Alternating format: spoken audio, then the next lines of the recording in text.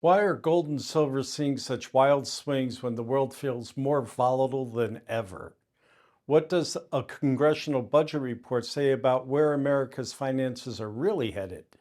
And how does an escalating war make an already broken financial picture even worse? These are what we're going to address this week on the Gold Spot. I'm Brian Keneally, and this is Steve Rand.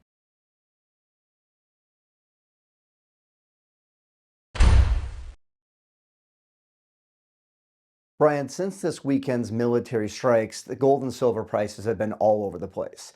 And when military strikes, like we had in Iran, happen, typically what you'll see around the world is that the money runs to the US dollar and US treasuries. So a quick rise in the US dollar index and rising bond yields pushes gold down.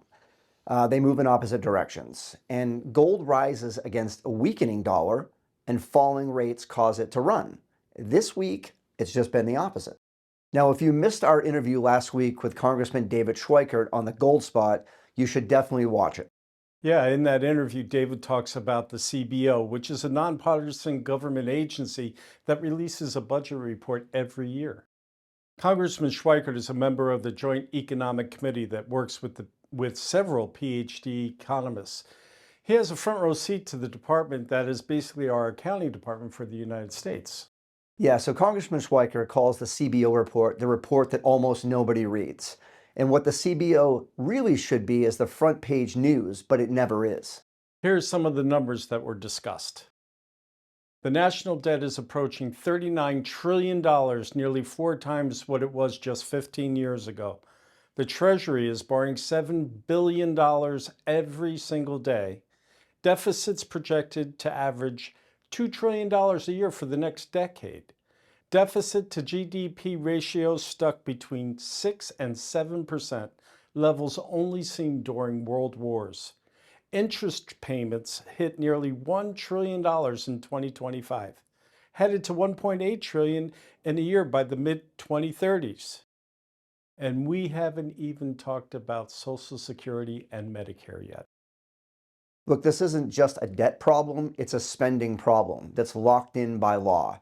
Social Security's trust fund is projected to run dry between 2033 and 2034. When that happens, without any action from Congress, benefits automatically get cut by 20 to 25%.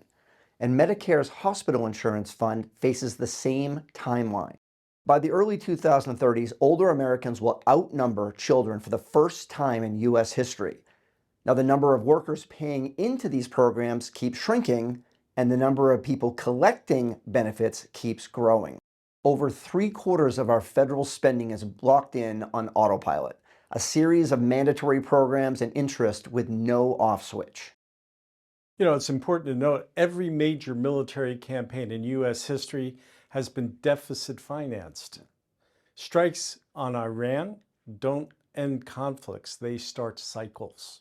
Retaliation, sustained operations, energy disruptions, long-term defense commitments, every single one of these has a price tag, and it all gets borrowed. And this war spending, it lands on top of a $2 trillion in annual deficits that were already there before the first strike. There is no war budget surplus. It all piles onto a debt the CBO already calls unsustainable. Look, the bottom line is this. Short term, the dollar wins the safe haven contest. That's what we're seeing right now. But the US has already been stripped of its perfect credit rating by all three major agencies.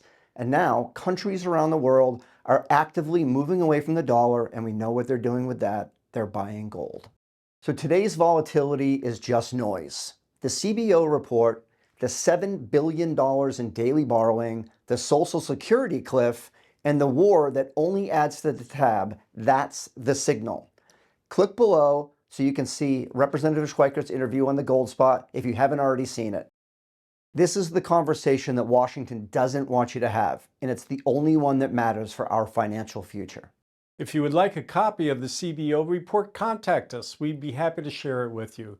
Well, that's it for today, and we will see you next week right here on the Gold Spot. If you enjoyed today's Gold Spot, like or subscribe to both our YouTube and Rumble channels. Also, comment below if you have any questions or if you'd like to hear us talk about a specific topic in a future video.